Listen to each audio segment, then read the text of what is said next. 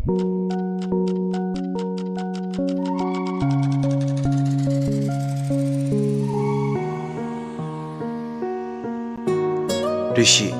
puff of Janglagtuna, a twiggy banda pirate, Aduga, Ita, Kaileraga, a twishu, Ita, Angang the sum, exam for Zena, my partner Tanavana, whisper money. Rishi, much in the highway take a laga, no glad than I Loravana draw, Adudi, Tuase, a swida, Kaino, Warikers and Rusidana. A twishu, Usitana no laduna. Ita, Nui Angashide, me must of Fazana County hair. Rishi, no laga twiggy banda, Popo, Makutna Taraga Hare. Ita, Anganika Doraga, Nang Shima, Anganga Chapek Mane. Atoy, Magi Luzeta Mamatodo, Nashidi, Mimanga Tore, Karigino Kande, Atoina Aduk Sao River. Rishi, Atoibu Puden Tore, Aduga, Atoidi, Mamai Duna Navado on Siladuna, Mamitu, Kana Ying Lagahari. Hi, Lowe Macha, Horopomasa, Kangdapo. Atoina Hiram Baduda, Nanava, Mamitu Kana, Atoida Yingle, Rishishu, Nanava the Yinglaga, to Ohai Vigimatago, Hifit Nolai. Assume the exam Loreduna, Mayam Tunari. Nanava, Yafava Moikara, worried out Duna Tolai. Atoy, school gate to the gate, Kitang Tapna, Gari Manung the family. Yafava, Atoy Ladam Badu Uvada, Atoy the Yinglaga, Unub to Makut Kunam Duna, Hifit in Kalaga. Yafava, Dada, Swida, Nairamaga. Atoy, Yafavana Hivadu, Kashutosati. Atoy, the Nava, Amutangaiko. Atoyna Nanawa, Koropaduda. Yefavadi, Nanawa the Ngak Yingle. Aduva Nanawa, Atoina Koropadu, Tasinade. Satfam Topa Adum, Makoi Wari Sanaduna, Adumak Setli. Atoina, Nanawa, Ngai Quavane. Nanawa, Atoyuadu Tosadana, Gypsy Manung the Ladiva, Rishigi Manaktamna, Adumak Setli. Nanavana, Ushita Nasat Kivaduda, Atoy, Gari Manung de Gikum Taraktuna. Nanavagi Kudanga Yali, Aduga Atoina, Ainangai Quasi, Ganadano. Nanava, Wasunganga, Domina Dumak Lady. Atoy, Nanavagi Makutu Parega, Ikai Kangdava, Atoygi Tato Mohore. Atoina, no, Nung, Dada Yamna Sauraba, She, Sauganova, Dada Tilamagila. Nanava. Nahangadi Atoivunu Shivana, Angawu Oikravasu, Nashidi, who they hena kari, Taning the Vanasu, Amuktoy Balori. Atoy, Nanagi Makutuparaduna, Zingshilaga Hare. Now, say, La over, the Dahoida, Nhak Potaraga, Yumda Dum Timbigeva. Nanawa, E. Gavana Dumagori. Adubo, Nanawa Angang Orisu, Pickling Edegi. Imung Manung Purapanina, Hona Lonjet, Fazana Kang, Aduna, Nanava, Sagot Pegimahuta, Daftaraga, Noklaga Hare. Nanavana, Datwa, Kusitado, Atoy, Adudi, Aina Viagadra, I, Nangu, Yahananushi now. Dada, Nashi didn't have no Yagani, Nangu, Petangani, Nanava, Kusitado. That's why Yefavana Uragasu Naikira. Atoidu Sawatlaga Hare. Yefavagana no Hava, I must come dear. Nanava Masado sounding Banadi, Adumuk Lord, Adubo, Mastin Lady no Laga. Oh, I shingna, that Toibukize. I Kaltanatana, Yefavasu, Nangilang the Turava. Nangi Apamba, Fanglava Matunshidana. Yefababu Amu, Masakang Trava Nanava, Ushita Nanok Maka Mutare Nanava, oh, Aishunangi, Aningba Pango the Vegidamakta, Aibu Nushira Eva, Aibu Kankuina, Lairaga, Aibu Masakang Rivano तुखचे खुद का से पाइरकन ननावा मखुद तुकान थो अगा अमु ममाई लेदुना लाई अथोइना ननावगी मखुद तु पाइदुना अदुगा अमु हारे ना दादा यावना लाल हैबने ननावा अमु मखुद तुकान थोई थेंबे याबा मखैदि थेम अदुबु ओइद्रबदुददि अथोइगी लुजदबा मतौदु अमु उलै अथोइ ngसाइगै थेम यावना थेमने नंगसे अंगांग वतिक नतना अदुक याम नापल काबा लवाई मचाई हौनबी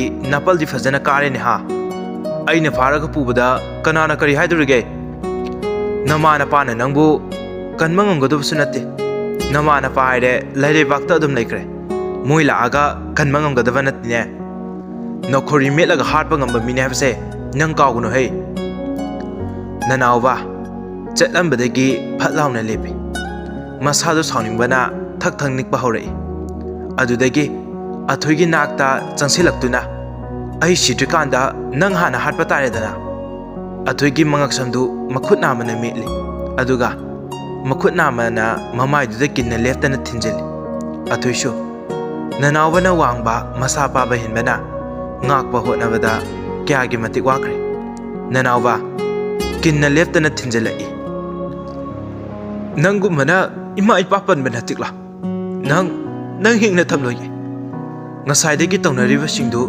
gypsy manung degi yengduna leiriba rishi gar mayam duga chinsilaktuna khamli nanawa athoigi mangak samda pairibadu khangin ilakbada athoi amu leimaida chepna tai अथोय मफम Marang खंगदना ई मयाम अमा चिंथरई ऋषि प्रपब चिंसिलक्तुना तादुना लैरिबा अथोयबु चिंखलगा हायरई इता सोक्रा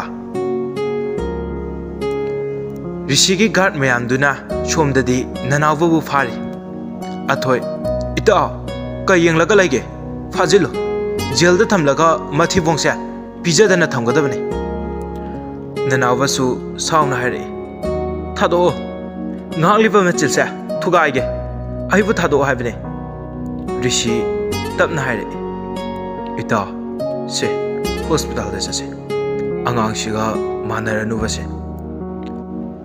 yaifabadi thonari basingdu ubada gari manungda mamitu isinduna kanna kapli athoina yarita aingonda gidi mama mapa laitaba angang sin hena lumna lauraba natra अथोय ऋषिबु इंथोक्लामगा तारिबना हिदु तैथोक्तुना गारीदा काखलदुना थौदुना चखरे ngसाइदगी फुंगतुना लैरिबा मसादु लैमाइदा फमथदुना ननावबा हिक हिक लाउना कबलई ननावबना चुम्मे अइगिन हाइफदा कनाबु लैरिगे अइदि लमजासरा मचाने लमजासरा असुमना ननावबु कोंखतुना ऋषिना फजना थेमलदुना ननावबु युमदा पुरई असुमना नोमा नोमा हौखिबना ननावबगी exam अरोइबा नुमि यौसलई ननावबा मफि मरोंदु लोसिलदुना exam थाबा चटनाबा हाइदुना थोरई मपालदा हानगु दमेन थोइबी अमदि ऋषि सुंगाइरि थोइबिना इचा तोंबा नबुक निंग चंगना इरमुको लाओ लाओ बाबादा खोइरमु ननावबा बाबा नचा my पाक्चगे को दमेना ननावबु चिंखटपिदुना मकोक्ता नांथबिरि थोइबिना लाओ लाओ इमा मनम नंबिरगे असुमना ऋषिदा सुखोरमी ऋषि लाओ चलसे तावना ताकपा लोइनमक अमता चिथदना इरमुको असुमना ऋषि ननावना हाइमनबदगे थबक सुति लौरदुना ऋषि गाड़ी मचादा ओइना लाई मयाम एग्जाम लोइरदुना ननावबा प्रपब ऋषिगी नाकता चंगलक्तुना ऋषिगी मनिंगदा सटलाउना तोंखली ऋषि उनोप अमा उपी फिगर सात इचम चंबा अमा लिली जिन्सु इचम चंबा अमा सेली खुमुकसु इचम चंबा अमा तोंगी अदुबु हेक येंगबददी मसा मा उ दुब दुब लाउरगा वांग चावबनिना येंगबदा अदुमक नुंगा इंग्लिश फिल्मदा अखोइना उबा मसक कयामना फजबा पोस्ट कयामना ताबदु अदुमक माली ऋषि exam di kamaina taramage nanawa tama saudi sarakano ba ko mahak ani piba ama taramdre rishi oha adu di far yum doina chalasi koi bu pubi ke khalamane mahak ani taramdrabanina pubirara nanawa as Meena कोई बचत फंगलनीना हराउमन वेगे इफोंगा अमता खंगदगी चिंथोरागा ऋषि कोई बचत हाइदुदे चामरक चटपे याइने ननावा खंगदे वाखलसे ngasiदी यामना पाखदे म्यून सिसु टिंग टिंग सुम चोंगे इफोंगा अमता खंगदे ngasiदी ऋषि कोई बसु यामना सांगना पुबिरो अचाबसु पिजरो माक अनि हुंदु अमगे असी हायरगा ऋषि गाड़ी दु थौ हौई ननावा ngahन गैदी ऋषि द नक्सिन तोंबने अदुबो ngasiदी ऋषि दैगी खरा लाथोक्तुन तो गाड़ी बु खनमनो खंगदे ऋषि सु ननावा सु वा मता ngangnarande ऋषि साइड विंगसेल दु दैगी ननावा दा लोन लोन यिंग ऋषि कइनो असु लाथो अगत फैमिली सिबा खरा नक्सिलगा फंगे हादेबा ngahangadi पुक्तगा अमुमु पाइरकपाने ngasiदी केमतगा थेंगक्तेबा फुनिंगा ए सिमु तांगजि बुयरादे फुगे खलसु नुसिबा मसकसे हे उरगा हेक्ता ngamदेबा अंगानी कायनगा मीबु प्रोप्रोक चाहालेमे मसी ngasi nusi hekta haijini ko ऋषि मबुक निंदा सुना खाले ननावा सु सोमदा करी नुपानो बसिबो मीबु असुक साहन बसिबो हंगनरि ब्राबा मसमसे फोइनी को ngase चै चारा चा सिरसी चेन बगा यार नुसी हेक्ता हाइदुनेबा ngasi दिनवा खंगनि हेबा ननावा मपुक निंदा खाना खाना अमु मतोमदा नुफे तौजै कंगला मनुनी पाखंग लेशा अंगांग अहल पुना कोइबा लाकनरी ऋषि ननावगा पुन्ना चंगलाई माइकई खुदिंगी कोइरै लेदुने येंगी अदुगा अमु मांगदा चलिबा ऋषिबु तानारक्तुना मखुतुदा पाइरई ऋषि कैदौरगे ननावा मफमसे यामना फजैये कंगला हाइदुबु मसिरा ऋषिसु नोकलगा समलक्लिबा ननावगी मखुतुदा चेना पाइसिनदुना हाइरई माने मफमसे मैतै एखोइगिदी सेंगलबा लाइफमलेने ननावा चटलंबदगी मखुतु थिल्लगा तामो आदगी युमसिसु निंदौना लेरंबैरा ऋषि ननावदा येंगलेगा अदुगा नोफे तौना हाइरई माने Meitei निंथौसिंगना लेरंबैने ngasiदी loinamak yenghandoine hingchabi nalaga thame haiba nungdusu asida leibane adusu yenghandoine nanawa tamwa mi ngai se munna munna yenglei se kaigino mong hada aduma nokfet tawraga hairei yingje sanu yingba nangi chapam thokpoduda adum chalo mingonda yenglunu nanawa ga rishigada leiramniba mioi khudimak tumin yenglei nakanda leplamba nupi kharasu tumina wari sanari nupi amana oi yengone asin pasi english film daga yawa hero do mantra nupi amana mo wow fazaye bachil manaw go orangani ne ani maksi chapka manadana amana ga so hindi amana sutade loina mak faze nupi ahumduna as aidi ngawre heba nupi amaduna चंगसिलगा अमु असि खंगनरिसिरा Nanawa नुपी खैदुदा pan येंगी ओइरोमदा सटलंबदु ऋषिगी येटलोमदा लाक्तुना अमु ऋषिगी मखुतुदा पाइसिलगा तामो नंग सोमदोइना चलुला नुपीने काइनगा मुन्ना मुन्ने हेगिंगलदना असुमना मोय अनिदो वारी सना सनादुना लाए मसम मचु संगबा ngoro ngौबा मसक अदुम फजबा नुपा खरसु मोइदा येंगलदुना मखोय मसेन वारी सनरी अहानबा नुपादुना ओइमा कै खुफजन असिगे नुपा अनिसिदे येंगोमता ꯃꯈꯨꯠꯇꯨ ꯄꯣꯞ ꯄꯣꯞ ꯊꯥꯔꯗꯨꯅ ꯂꯥꯛꯃꯤꯟꯅꯕꯗꯨꯗ ꯍꯥꯏꯔꯛꯄꯅꯤ꯫ ꯑꯅꯤꯁꯨꯕ ꯅꯨꯄꯥꯗꯨꯅ ꯑꯃꯨꯛ "ꯑꯣꯏꯃꯥ ꯀꯩ ꯈꯨꯐꯖꯅꯣ ꯍꯦ, ꯃꯇꯩ ꯃꯅꯥꯎꯕꯨ ꯃꯥꯟꯗ꯭ꯔꯣ?" ꯑꯍꯨꯝꯁꯨꯕ ꯅꯨꯄꯥꯗꯨꯅ "ꯅꯣꯏꯁꯨꯕ ꯋꯥꯈꯜꯗꯤ ꯌꯥꯏꯍꯦ, ꯃꯤ ꯃꯆꯤꯟ ꯃꯅꯥꯎ ꯑꯣꯏꯔꯝꯒꯅꯤ ꯀꯩꯅꯣ." ꯑꯍꯥꯟꯕ ꯅꯨꯄꯥꯗꯨꯅ "ꯑꯁ ꯑꯩꯅ ꯐꯖꯔꯦ ꯍꯥꯏꯅ ꯅꯨꯄꯥ ꯃꯌꯥꯝꯒ ꯀꯣꯏꯔꯤꯁꯤꯗꯤ ꯃꯥꯒꯨꯝꯕ ꯑꯃꯠꯇ ꯍꯦꯛ ꯍꯥꯏꯔꯛꯇꯦꯃꯦ, ꯑꯩꯒꯤ ꯂꯥꯏꯕꯛꯁꯤꯗꯤ ꯊꯤꯕꯣꯠꯅꯤ ꯊꯤꯕꯣꯠ."